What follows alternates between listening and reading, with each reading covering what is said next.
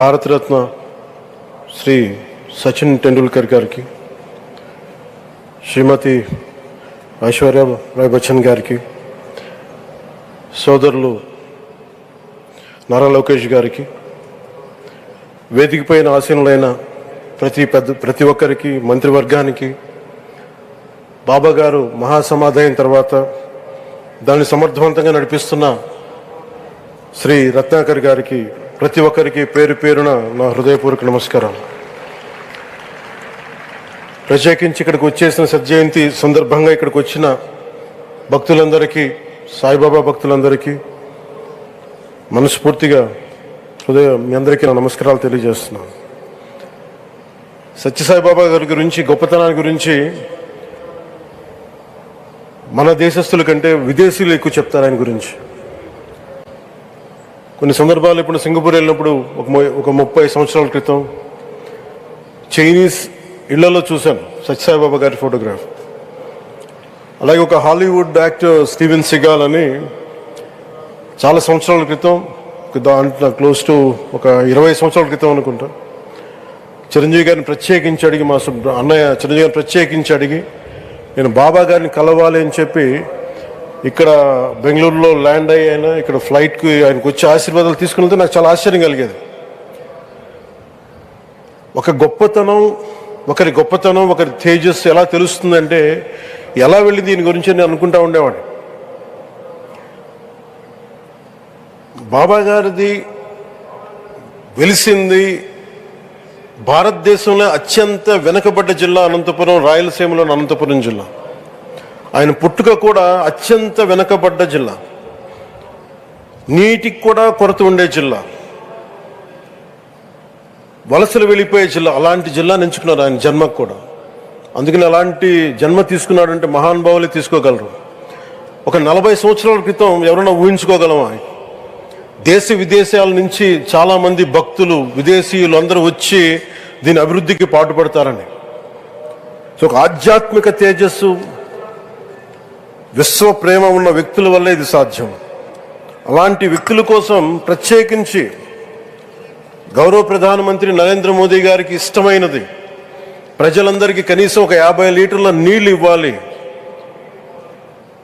అది రక్షిత మంచినీరు ఇవ్వాలి. అలాంటి పథకం, ఒక 50 లీటర్ల నీళ్లు కనీసం ఇవ్వాలి అనేది ఒక వ్యక్తికి ఆ సంకల్పం నరేంద్ర మోదీ గారు దీన్ని ముందుకు తీసుకొచ్చారు. ఒక ప్రభుత్వ పరంగా దీన్ని ప్రధానమంత్రి గారు తీసుకొస్తే, ఒక ఆధ్యాత్మిక గురువుగా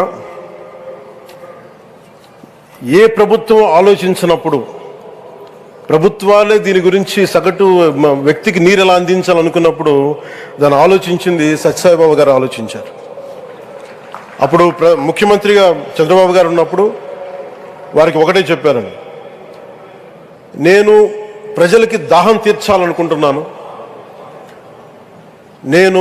నాకు తెలిసిన భక్తులు, ఒక భక్తులు, ఒక ఆయన సింగిల్ హ్యాండెడ్గా 400 crores, 400 కోట్ల రూపాయలు ఈ పథకానికి, సత్యసాయి ఈ పథకానికి ఇస్తాను, దాహం తీర్చే పథకానికి ఇస్తాను అంటే, దానికి ఆ రోజున ప్రత్యేకించి అలాంటి పర్మిషన్స్కి వీటికి కొంచెం కష్టాలు ఉన్నప్పుడు గౌరవ ముఖ్యమంత్రి నారా చంద్రబాబు నాయుడు గారు వీటికి అండగా ఉండి ఈ సత్యసాయి, ఈ దాహం తీర్చే ఈ పథకానికి, అంటే మనం చెప్పాలంటే జల్ జీవన్ మిషన్ అంకురం సాయిబాబా గారు చేశారు ఇక్కడ.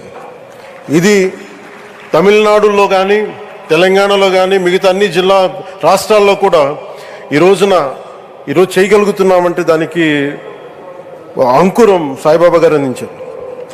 ఆయన సేవ తత్పరత ఆయనది. ఎవరెవరో ఎంతమంది ప్రభావితం చెందారో లెక్కలేదు. ఒకసారి సేవ చేసే వాళ్ళందరినీ చూస్తూ ఉంటే, మా వదిన గారు చెప్పారు, ఒకసారి భోజనం తింటా ఉంటే ఎవరిని ఇంకొకసారి ఇది కొంచెం అన్నం పట్టరా అంటే మా అన్నయ్య గారు చెప్పారండి. వాళ్ళ అన్నకు ఆయన ఎవరో తెలుసు, ఆయన ఒక farmer IAS officer, senior IAS officer అని. ఆయనకి సెలవులో ఉన్న సమయంలో వచ్చి ఇక్కడ సేవ చేస్తారని.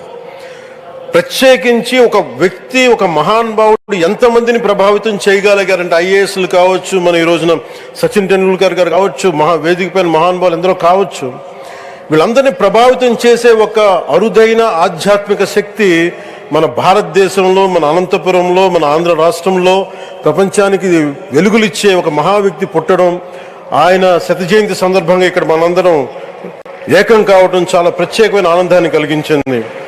ఆయన సేవా తత్పరతని, స్ఫూర్తిని మున్ముందు మేమందరం కొనసాగిస్తాం. గౌరవ ప్రధానమంత్రి అవర్ బిలౌడ్ ప్రైమ్ మినిస్టర్ ఆధ్వర్యంలో మేమందరం కొనసాగిస్తామని తెలియజేసుకుని ఇదే సేవా తత్పరతని ముందు అందరం కొనసాగించాలని తెలియజేసుకుని సెలవు తీసుకున్నాను. జై హింద్.